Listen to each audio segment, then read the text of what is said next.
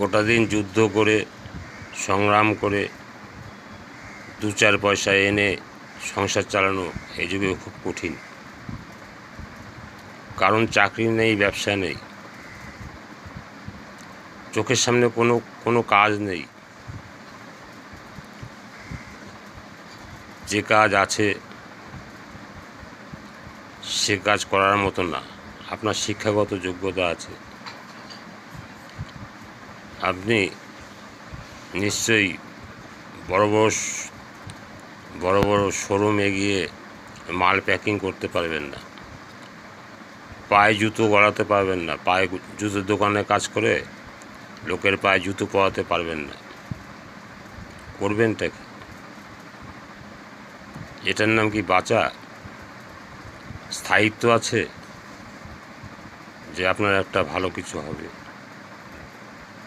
কোনো রাস্তা চোখে দেখতে পাচ্ছেন না, তাই আমরা অন্ধকার দেখছি।